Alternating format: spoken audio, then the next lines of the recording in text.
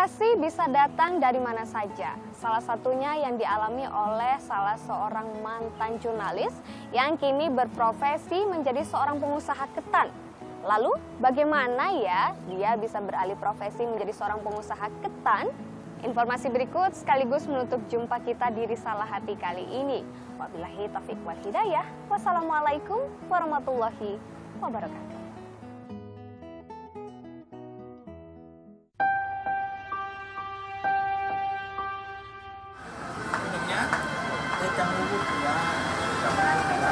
Ya kan nanti kita siapkan sih. Oh ya, leser. Saya Wahyu di sini sebagai juragan ketan punel. Ya, sudah 3 tahun bergelut dengan kuliner ketan punel, makanan tradisional Indonesia. Awal mula dari usaha ketan punel ini sebenarnya Mbak Anes ya, dimulai dari ketika saya dan keluarga itu dalam kondisi kesulitan. Saya dan istri itu sedang menanti kelahiran putri kami yang kedua. Pada waktu itu istri sedang hamil 3 bulan.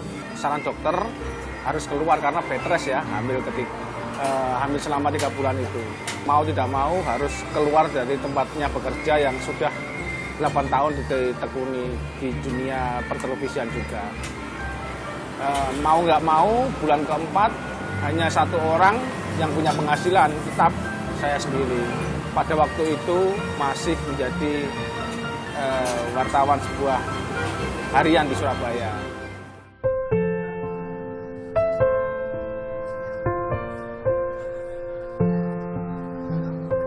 Menginjak bulan keempat, terus terang saja, jujur saja, perekonomian kami mulai goyang, perekonomian kami mulai goncang. Karena biasanya 2 orang yang punya penghasilan, sekarang tinggal 1 orang. Sedangkan 5 bulan lagi kami harus menghadapi kelahiran putri kami yang kedua, dan itu pun harus dengan operasi sesar. Memasuki bulan kelima, perekonomian mulai goncang lagi. Waktunya kontrol dokter, jadinya molor tanggalnya karena nunggu dapat uang.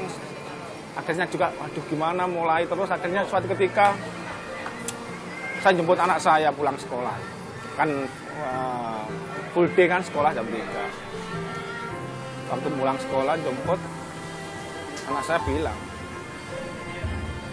ya aku lapar ya. Pada waktu itu ternyata saya hanya punya uang 10.000 waktu itu. Saya sedih ketika anak saya minta makan, saya nggak punya uang. Akhirnya saya bohongin anak saya waktu itu. Di rumah mama masak enak, ayo kita pulang aja.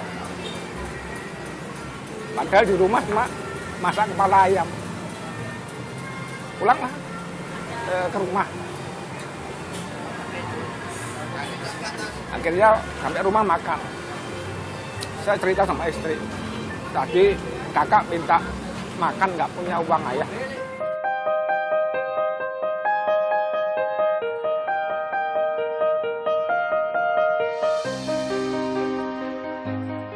Akhirnya terbersit keinginan untuk jualan. Saya bilang ke istri saya, "Mas, ayo jualan aja." Saya ngomong sama istri, "Dah, ayo kita jualan ketan." Yang jualan siapa ya? Aku yang jualan. Nanti setelah pulang kerja, aku jualan. Selang beberapa hari kemudian, jam 3 sore saya ditelepon sama istri. "Ya, pulang ya. Ada penting." Ternyata istri saya membeli ketan setengah kilo, dimasak. Jadi 20 bungkus waktu itu ketan. Dengan beberapa rasa, ada bumbu kedelai, ada gula Jawa, ada serundeng pedas, ada rainbow. Istri saya bilang, "Ya, ini gimana caranya jadikan uang?" Saya bilang ke teman-teman, "Rek, aku dodolan ketan, aku jualan ketan, Rek. Silakan yang mau beli, ini 2.500. Alhamdulillah, waktu itu langsung habis, entah karena teman-teman itu kasihan atau gimana saya nggak tahu. Yang jelas jam 9 malam ketika saya pulang ke rumah, saya bawa uang 50.000. Mah ini mah alhamdulillah laku.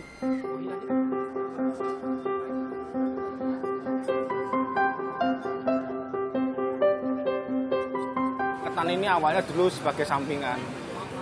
Tapi lambat laun akhirnya sampai tahun ketiga. Ini tahun ketiga saya punya usaha ini. Ternyata justru dari ketan inilah yang bisa menghidupi kami sekeluarga. Ketan ini sudah menjadi anak kami yang kedua, istilahnya.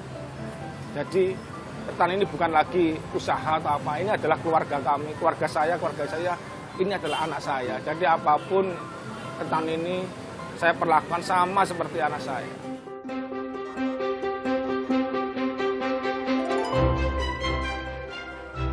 Alhamdulillah dulu awalnya memang dari 50.000 sampai 100.000 per hari. Sekarang alhamdulillah kami sudah punya 7 karyawan dan 2 kedai ini, Pak.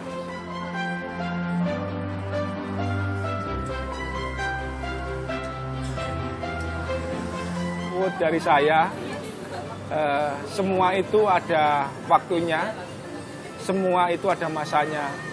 Jadi kita sebagai manusia hanya bisa menjalankan, berusaha tetap, ngoyo harus, tapi semuanya kita kembalikan ke yang di atas.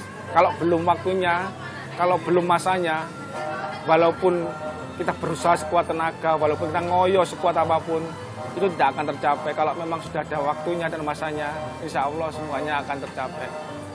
Tapi yang perlu diingat, jangan putus asa, jangan pernah malu melakukan apapun untuk keluarga.